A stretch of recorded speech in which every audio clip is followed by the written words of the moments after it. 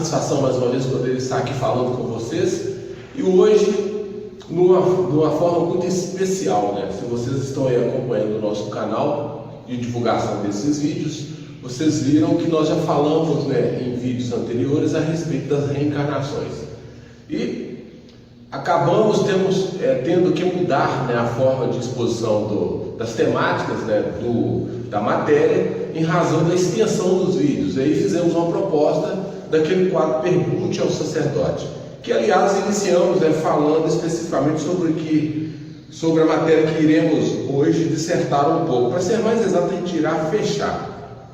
Quando iniciamos essa temática, a nossa intenção era falar sobre as reencarnações, mostrar como que a Umbanda Esotérica percebe essas reencarnações e como é importante, né, que nós, umbandistas, saibamos de que forma essas reencarnações possibilitam o processo evolutivo de toda a humanidade. Então dissertamos aí sobre as 4 formas de reencarnação, mas cada uma dessas formas com várias modalidades. E iniciamos falando, né, das reencarnações compulsórias, com corpo astral necessitando de ajuste, com corpo astral sem necessidade de ajuste, e assim por diante. Então já falamos sobre as reencarnações não só compulsórias, mas também probatórias, evolutivas, missionárias e hoje voluntárias, né? E hoje vamos falar especificamente sobre a reencarnação sacrificial. E quando nós falamos que a nossa intenção não é que o vídeo seja muito extensivo, então nós vamos tentar ser o mais sintético possível e entender um pouco mais a respeito dessa encarnação, que é importantíssima para nós que praticamos a Umbanda, em especial a Umbanda Esotérica, porque ela explica, né, a prevalência, né, dos espíritos que estão sedimentados nas zonas mais iluminadas e que, de alguma forma, dirigem todo o processo evolutivo. Antes, porém, eu queria somente fazer algumas ressalvas. A primeira delas, que eu acho que é muito importante, né, para o que nós vamos falar aqui agora, é que tudo que falamos a respeito das reencarnações é uma visão nossa, e automaticamente outros devem ter outros apontamentos a fazerem. Nós não temos nada contra isso, até acreditamos que devem fazer isso, até porque quanto mais esclarecido tiver a nossa comunidade umbandista, melhor será a nossa participação, inclusive em debates e diálogos com outros irmãos de outras vertentes religiosas. Para nós da Umbanda Esotérica, é importante que a gente saiba as reencarnações, porque ela tem tudo a ver, inclusive, com o próprio mediunismo, né, que nós desenvolvemos, tanto no seu aspecto de indivíduo que manifesta esse dom, tanto quanto no indivíduo que recebe os amigos espirituais de outras vibrações, de outras dimensões. E os conceitos que nós temos aqui estão calcados, né, ou seja, estão embasados naquilo que nós aprendemos com os nossos mestres e, em especial, naquilo que já existe escrito nas doutrinas. Então, não há nada de novidade. Existem outros irmãos de outras vertentes também falando sobre reencarnações, com muitas coisas positivas. Eu acho que nós temos a obrigação de estudar para que a gente consiga cada vez mais aprimorar o nosso saber. Então, a primeira informação relevante a respeito das reencarnações, não sei se eu já falei a respeito desse aspecto em outras modalidades reencarnatórias que explicamos aqui, mas eu acho que a principal informação que a gente deve ser dada é as fontes, né? Então, quando eu falo aqui que muitas das informações que vamos dar foi aprendido com os mestres e outras foram extraídas dos livros, talvez o livro mais importante que vocês possam encontrar alguma coisa dentro, né, dessa escola chamada Umbanda Esotérica a respeito das reencarnações seja o livro escrito, né, pelo saudoso Francisco Rivas Neto, mestre Arapiaga, quando ele, através, né, da sua portentosa mediunidade e por canal direto do Caboclo dos Sete Espadas, ou seja, o mestre Orixauá, ele descreve essas reencarnações logo nos primeiros capítulos do livro Umbanda, a Protossíntese Cósmica.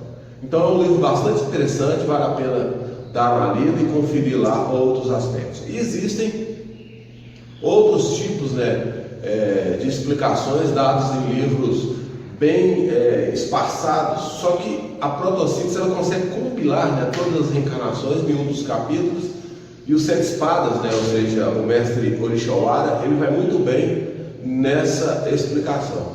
Então eu acredito que isso possa ajudá-lo, ajudar-nos, né, a interpretar um pouco mais.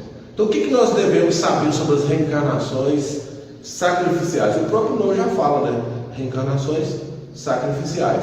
E essas reencarnações, elas estão afetas a quais seres? Aqueles seres que habitam, né, a sétima zona do astral superior. Lembra que nós já explicamos que é como se a gente imaginasse a superfície terrestre envolvida por 7 cinturões de dimensões diferentes, que possuem densidades vibratórias diferentes. É como se fossem mundos dentro de mundos, né? Então, esses seres habitam as zonas mais iluminadas. Se a gente pudesse cartesianamente explicar, fazer um gráfico a respeito desse posicionamento, diria que são aqueles seres que estão mais próximos, né, do astro-rei do Sol. Então, esses seres são seres de expressíssimas capacidade espiritual. Então, estão lá na sétima zona. Agora, o mais importante que eu acho que deve ficar registrado nessa nossa fala, que esses seres eles integram, né, a confraria crística e a sua subdivisão, que a gente chama de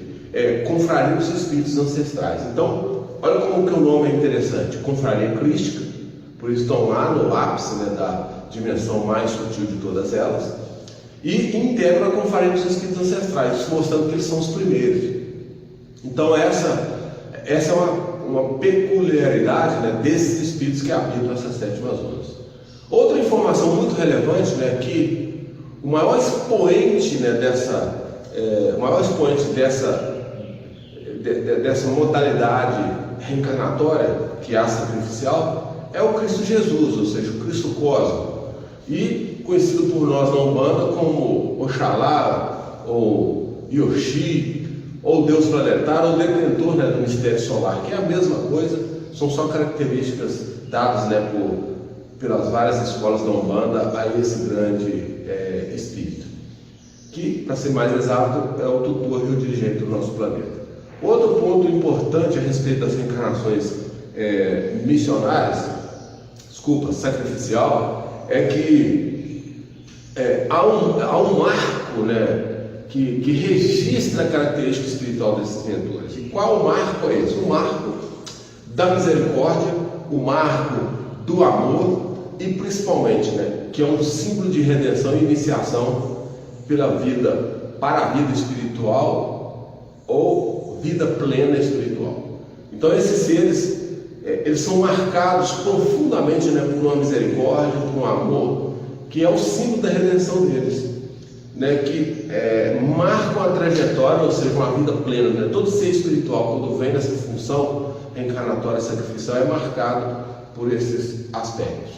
Outro ponto também muito relevante a respeito da reencarnação sacrificial é que antes da missão eles são precedidos de outros espíritos ou outros enviados, que quer dizer o seguinte, que lhe prepara o caminho. Então, todo ser espiritual, antes de reencarnar nessa modalidade, eles mandam outros enviados, ou são designados, né, outros enviados, para que possam preparar o caminho e ele possa, né, executar a sua função, ou seja, esse sacrifício em prol daqueles, né, que ele usamos. E exemplo desse nós poderíamos dar muito, eu acredito que vocês já conhecem, né? Exemplo de Rama, de Krishna, Buda, Forri, Pitágoras, Sócrates, Moisés e assim por diante. Então, existem muitos nomes, né, historicamente conhecidos e que marcam, né, a precedência, ou seja, precedem um grande enviado solar. E por que nós falamos solar? Porque nós estamos discussando, né, das reencarnações afetas, né, ao nosso sistema solar, ao nosso modo operante e vivencial espiritual. Então tem a ver com o nosso sistema, né, solar. Outro ponto importante, que eu acredito que também já está aí registrado em outros livros. Todo mundo deve se perguntar assim: poxa, mas se Jesus é o maior de todos os emissários, onde ele entra, né, na Umbanda? Onde ele entra no misticismo sagrado do Ombandum, né? Ombandarum, que é um termo mais correto quando nós estamos se referindo, né, a esse grande enviado solar, o nosso amado Cristo Jesus, nosso Pai Tialá. Aí é que entra um ponto. A gente já aprendeu, isso também está nos livros, que já passaram por aqui, pelo planeta Terra, várias raças. E dentre essas raças, apareceu grandes emissários.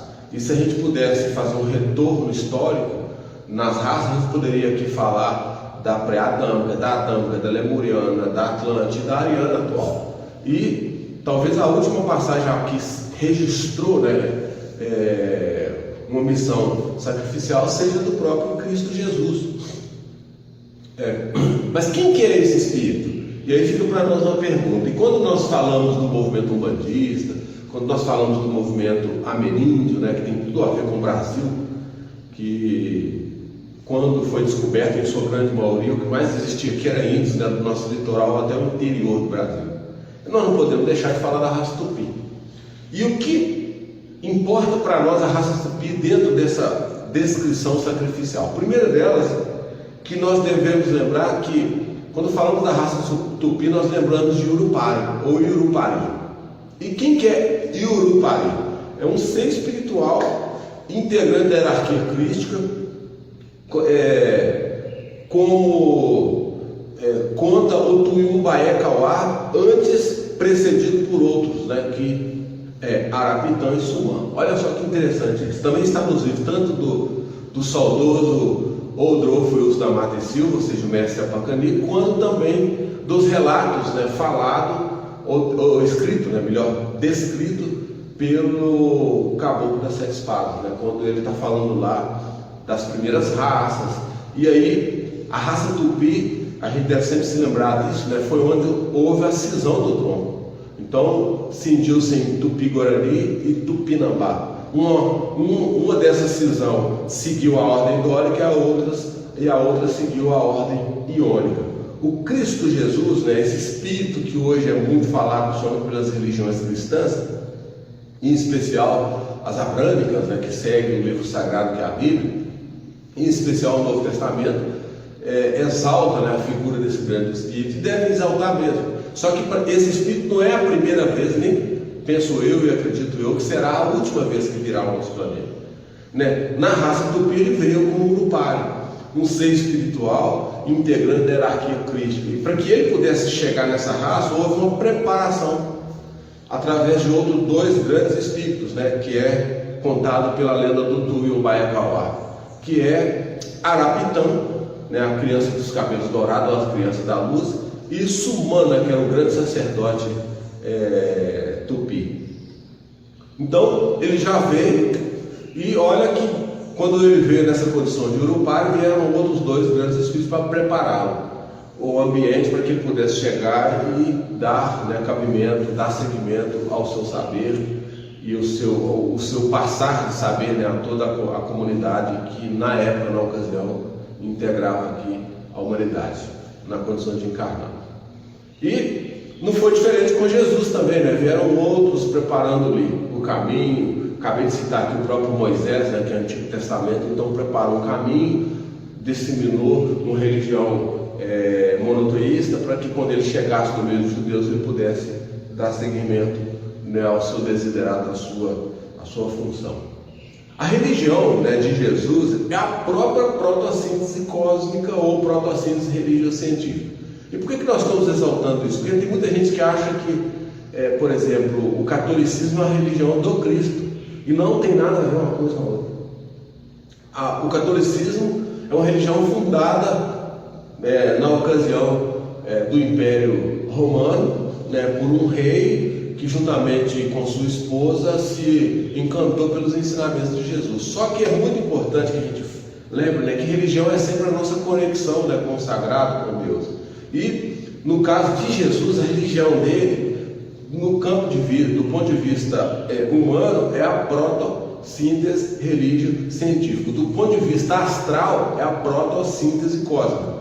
Então, olha só, se ela ganha um contorno, uma configuração no plano físico, no plano astral, essa doutrina do Cristo tem uma outra configuração. E a gente sabe, e já aprendeu, que protossíntese cósmica é uma fusão de sabedoria e amor. E eu, particularmente, não consigo pensar em nenhum ser que tenha maior expressão desses dois atributos do que esse grande emissário que acabamos aqui de citar.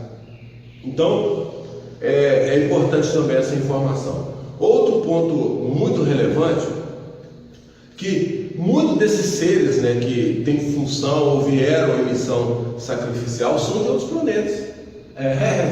Vieram expatriados de outros planetas para impulsionar o processo evolutivo daqui do nosso planeta, que, para ser mais exato, dos seres planetários, ou seja, da própria Terra. E hoje esses seres, né, como ancestral que são, porque vieram impulsionando a humanidade ao longo de suas raças, hoje a maioria deles já estão, né, num processo evolutivo a nível quase que mental, se assim poderia dizer. Então já deixaram a função reencarnatória física, já deixaram a função reencarnatória astral e hoje estão seguindo, né, nessas zonas mais iluminadas aí, uma reencarnação a nível mental, ou seja, um processo evolutivo mental, e ainda assim contribui com um processo evolutivo encandeado, né, aí, por uma hierarquia muito segura.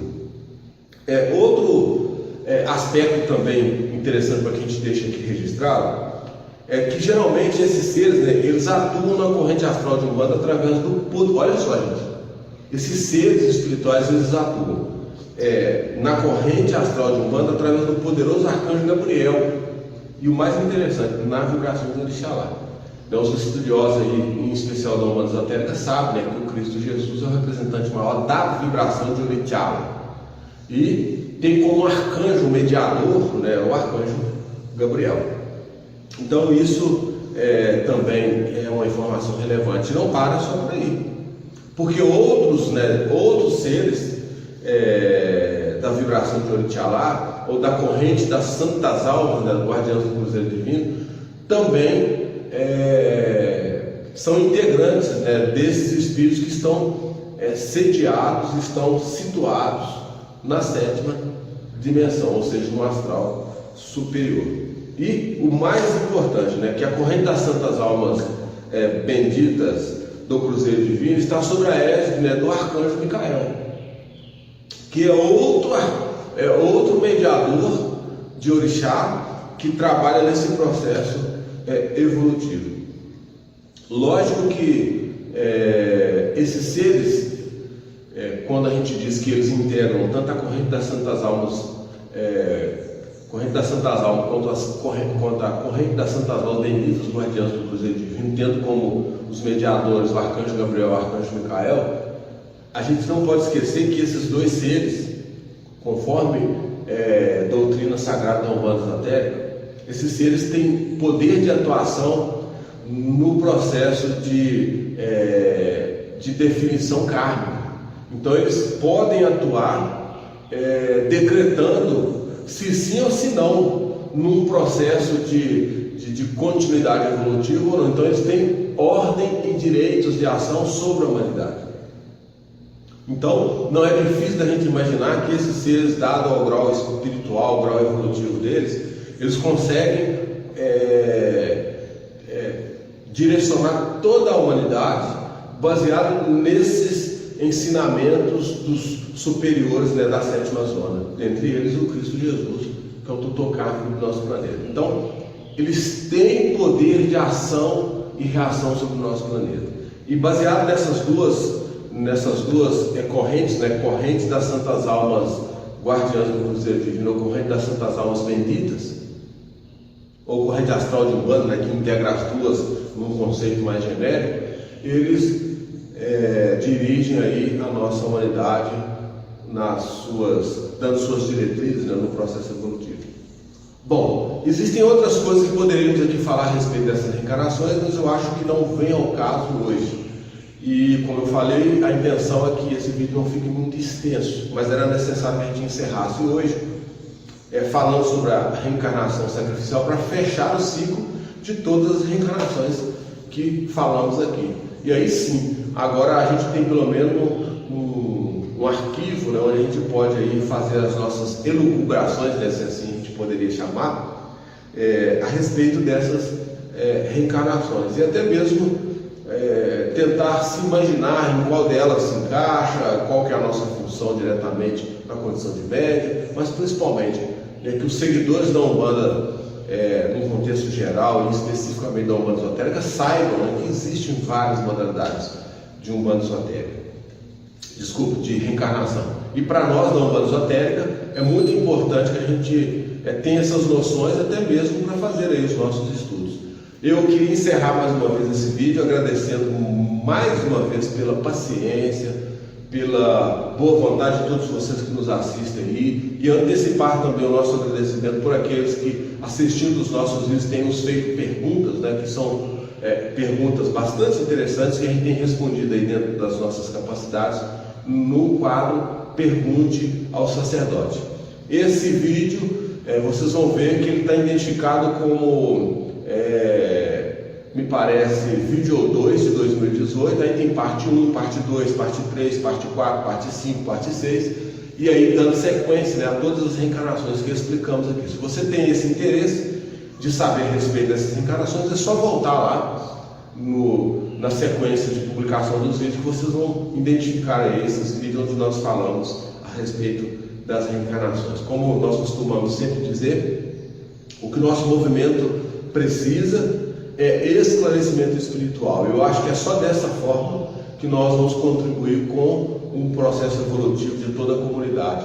Nós fazemos aqui a nossa parte e esperamos que vocês que nos ouvem aí, que disseminem essas informações. Eu não tenho vaidade nenhuma, qualquer um de vocês podem copiar os vídeos, podem utilizar os vídeos, que eles estão sendo divulgados justamente com esse objetivo, sem falsa modéstia alguma. Então encerro aqui agradecendo-os, né, ou abraçando-os, né, de longe, através de vibrações serenas, né, de luz na mente, paz no coração. Nos vemos em sempre.